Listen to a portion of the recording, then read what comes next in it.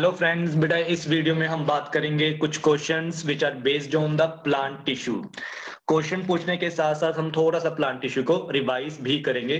तो चलो स्टार्ट करते हैं। हमारा फर्स्ट क्वेश्चन है, what is known as a group of cell which perform same function. ऐसे सेल्स के ग्रुप को आप क्या कहोगे जो बिल्कुल सेम फंक्शन परफॉर्म करते हो?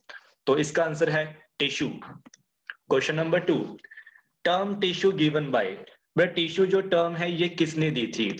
ये दी थी बाइचैट ने 1792 को, 92 में। ठीक है।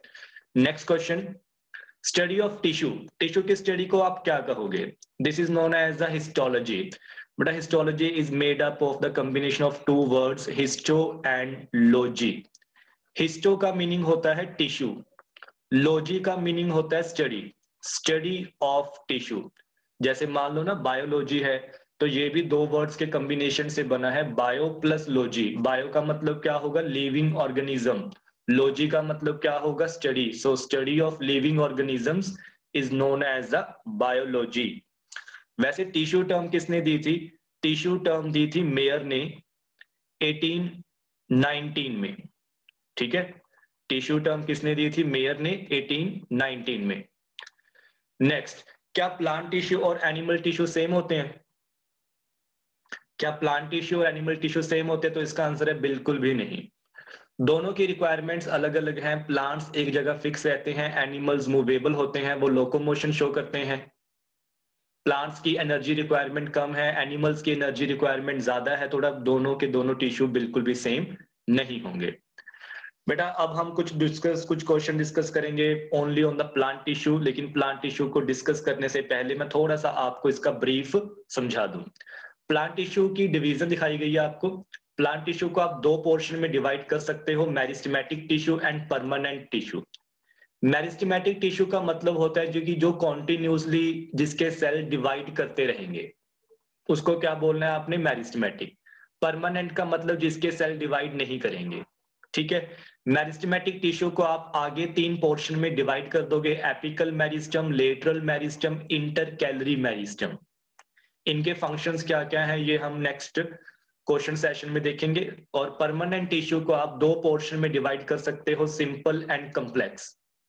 सिंपल परमानेंट टिश्यू का मतलब ऐसा टिश्यू जो सिर्फ एक तरह के सेल से बना होगा। कम्प्लेक्स का मतलब जो कि एक से ज्यादा तरह के सेल का बना होगा। सिंपल परमानेंट टिश्यू को आप तीन पोर्शन में डिवाइड कर सकते हो, पैरेन्काइमा, कोलेनकाइमा, स्क्लेरेन्काइमा। ठीक है। इनके भी क्या फंक्शन है ये हम आगे देखेंगे। स्क्लेरेन्काइमा को वैसे हम आगे दो पोर्शन में और डिवाइड कर सकते हैं, फाइबर्स एंड स्क्लेरिड्स।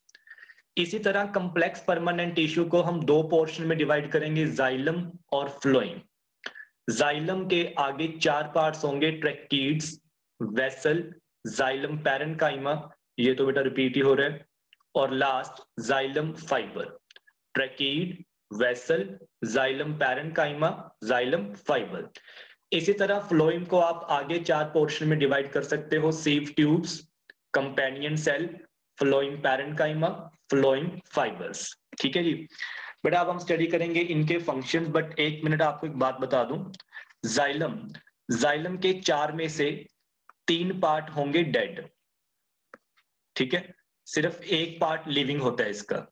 फ्लोएम में ऑपोजिट होता है, इसके तीन पार्ट लिविंग होंगे, तीन पार्ट लिविंग होंगे, सिर्फ इसका एक पार्ट डेड होगा। ठीक है। चलो कुछ क्वेश्चन देखते हैं हम। फर्स्ट ऑफ ऑल बेटा आपसे यही पूछा गया कि टाइप्स ऑफ प्लांट टिश्यू, अभी आपने स्टडी किया था कि that is of two types, meristematic tissue and permanent tissue. Next one, meristematic tissue की कितने टाइप्स हैं और कौन कौन सी हैं? So it has three types, apical, lateral and intercalary. Next one, types of the permanent tissue. Permanent की अभी देखी थी आपने, दो तरह का होता है, simple tissue and complex permanent tissue. Simple permanent tissue की कितनी टाइप्स हैं और कौन कौन सी हैं? सिंपल परमानेंट टिश्यू की तीन टाइप्स हैं, पैरेन्काइमा, कोलेनकाइमा, स्क्लेरेन्काइमा। और इन तीनों का पता फंक्शन क्या है? Protection and support. ये प्लांट को प्रोटेक्ट करने का काम करेंगे और सपोर्ट देने का काम करेंगे। ठीक है जी। अब कम्प्लेक्स परमानेंट टिश्यू की कितनी टाइप्स थी? बट अभी आपको समझाया था कि कम्प्लेक्स परमानेंट टिश्यू की 2 टाइप्स थी, जाइलम एंड फ्लोएम। इसका मेन काम क्या होता है? कंडक्शन, मतलब प्लांट्स में वाटर, मिनरल, फूड, ठीक है, इस सब को पास करना, ये मेन काम है। इसके बाद next, what is the function of the apical meristem? But अब हम वन बाय वन सभी के फंक्शन देखेंगे कि ये सब काम क्या करते हैं। पहले आपको ये भी बता दूं कि एपिकल मेरिस्टम प्रेजेंट कहाँ होता है। एपिकल मेरिस्टम रूट और स्टेम की टिप्स में प्रेजेंट होता है। और अब इसका फंक्शन क्या है? Elongation of root and stem. ये रूट और स्टेम को इलोंगेट करने का, प्लांट्स को बेटा इलोंगेट करने का काम करता है, और इसको बोलते हैं हम primary growth. Question number 2, function of lateral meristem. अब लेटरल मेरिस्टम का काम क्या होता है? लेकिन इसके पहले आपको ये बता दूं कि ये प्रेजेंट कहाँ होता है। ये बेटा बार्क के नीचे डाइकोट रूट्स और स्टेम्स में प्रेजेंट होता है। इसका मेन काम होता है कि प्लांट का डायमीटर और गर्थ इंक्रीज करना। जो एपिकल मेरिस्टम था वो प्लांट को इलोंगेट कर रहा था, लेकिन ये प्लांट का डायमीटर इंक्रीज करेगा, इसको हम क्या बोलते हैं? Secondary growth. Next, function of the inter calorie meristem, ये कहां प्रेजेंट होता है? Inter nodes of stem. ये इंटर नोड मालूम है आपको? जैसे मान लो कि ये मेन स्टेम है, ठीक है, इसके ऊपर यहाँ पर 2 ब्रांचेस निकल रही हैं, यहां पर ब्रांच निकलती है, इस पोर्शन को बोलते हैं हम नोड, ठीक है। तो इसका मतलब यहां भी नोड हो गई। 2 नोड के बीच जो डिस्टेंस होता है, इस डिस्टेंस को बोलते हैं हम इंटरनोड। इंटरनोड। तो यहां पर कौन सा टिश्यू प्रेजेंट होता है? इंटर कैलरी मेरिस्टम, ठीक है जी। अब हम देखेंगे कि इसका क्या फंक्शन है। It increases the length of an organ such as leaves and internode. ये बेटा लीव्स की और इंटरनोड्स की लेंथ को इंक्रीज करने का काम करता है, ठीक है। तो ये तो बेटा हमारे तीनों के तीनों हो गए मेरिस्टेमेटिक टिश्यू। 3 तरह के हो गए, एपिकल, लेटरल, इंटर कैलरी, जिसमें हमने इनकी पोजीशन के बारे में और इनके फंक्शन के बारे में डिस्कशन की थी। अब हम स्टार्ट करेंगे पैरेन्काइमा, जो कि सिंपल परमानेंट टिश्यू में आता है। सिंपल परमानेंट टिश्यू की आपको 3 टाइप्स बताई थी, पैरेन्काइमा, कोलेनकाइमा, स्क्लेरेन्काइमा। सबसे पहले हम बात करेंगे पैरेन्काइमा। वैसे तो पैरेन्काइमा के बहुत सारे फंक्शंस हैं। ये पैकिंग टिश्यू का भी काम करता है, टिश्यू के बीच जो स्पेस होती है उसको फिल करने का। लेकिन जो मेन काम है वो होता है फूड स्टोरेज टिश्यू। ये फूड को स्टोर करने का काम करता है, लेकिन उसके बिना मटेरियल्स को ट्रांसपोर्ट करने का काम भी करता है, ठीक है। अगर पैरेन्काइमा के अंदर क्लोरोप्लास्ट प्रेजेंट है तो उसको बोलेंगे क्लोरेन्काइमा। क्लोरेन्काइमा मतलब तब ये फोटोसिंथेसिस का काम करेगा, प्लांट के लिए खाना बनाने का काम करेगा। जो एक्वेटिक प्लांट्स होते हैं पानी वाले, उनके बीच क्या होता है? पैरेन्काइमा में एयर कैविटीज होंगी। एयर कैविटीज मतलब एयर पड़ी होगी, ताकि वो प्लांट पानी के ऊपर तैरते रहें। थोड़ा उसमें बोलते हैं इसको एरेनकाइमा। आपको नेम से ही पता चल रहा होगा ना, क्लोरेन, क्लोरेन का मतलब क्लोरोप्लास्ट, एयरन, एयरन का मतलब एयर, ठीक है। Next issue, function of the collenchyma. बड़ा कोलेनकाइमा का काम होता है, it provides the mechanical support and elasticity.